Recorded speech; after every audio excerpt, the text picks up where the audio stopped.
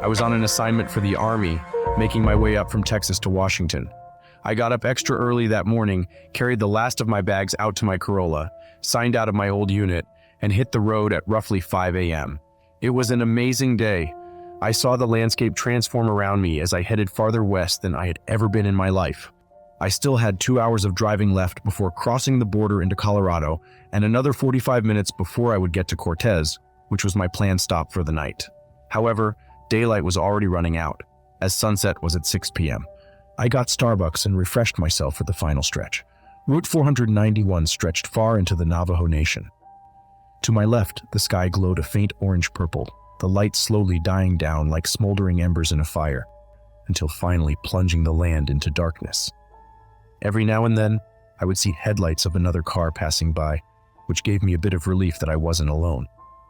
I just passed a small town and had to travel through a 36-mile stretch of absolute nothingness.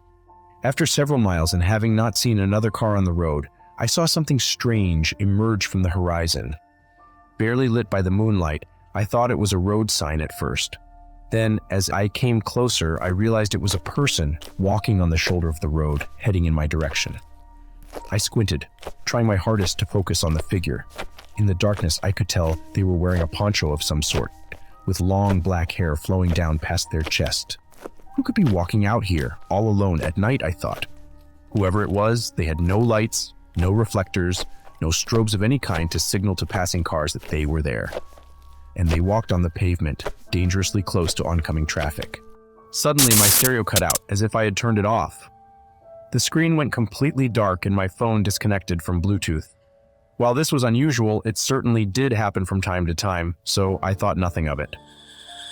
As I approached, I saw the person raise their right arm, as if to flag me down and hitch a ride. Oh, no, I thought. There's no way that's happening, buddy. As my headlights swept by, I realized it was a man, dressed in a button-up shirt, a wool poncho, jeans, and cowboy boots.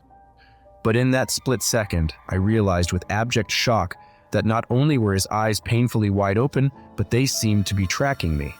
Somehow, he was able to see me through the glare of my headlights and look me dead in the eyes, not breaking contact until I passed. I was shaken for a bit, but my nerves gradually subsided. My stereo abruptly turned back on and my music continued playing. I brushed everything off as simply my imagination, the darkness and the shadows playing tricks on my mind.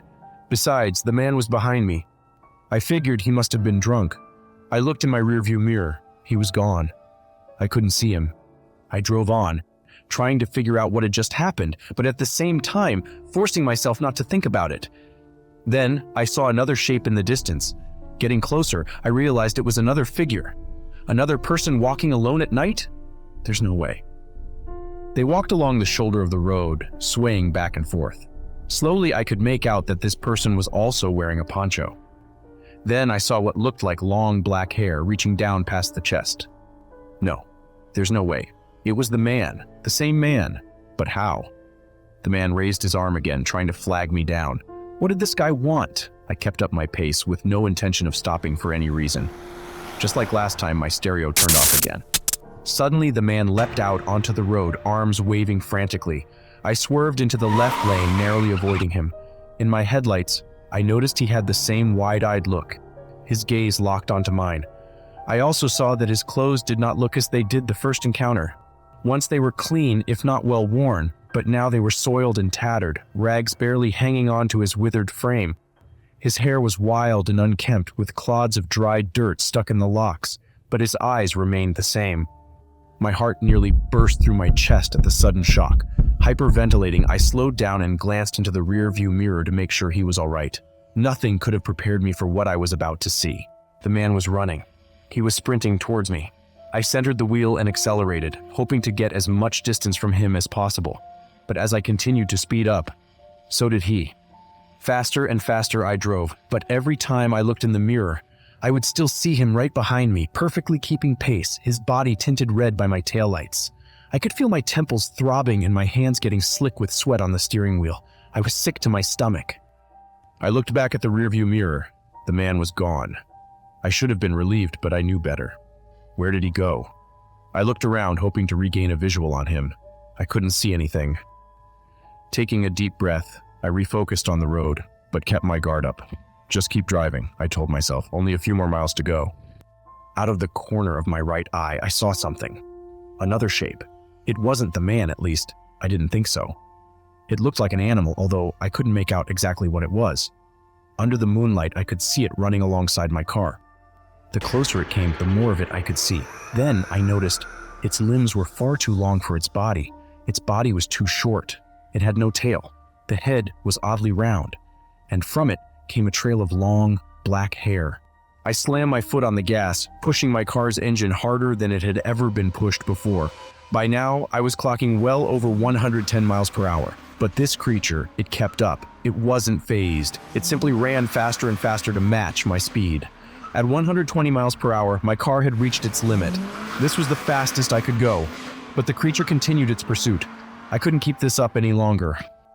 Suddenly, the lights of the next town came into view. It was close. So close. If I could just go a little longer, I could make it into town. I pressed on.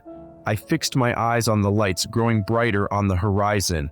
I looked back at my rearview mirror. The creature was slipping away, steering farther and farther from the road. It suddenly hit me just how hard my heart was beating. Beads of sweat dripped down my face. I looked over. The creature was gone. My stereo once again turned back on, and as my music resumed, I breathed a deep sigh of relief. I let off the accelerator. The man, the creature, whatever it was finally gone for good. Watch another if you dare.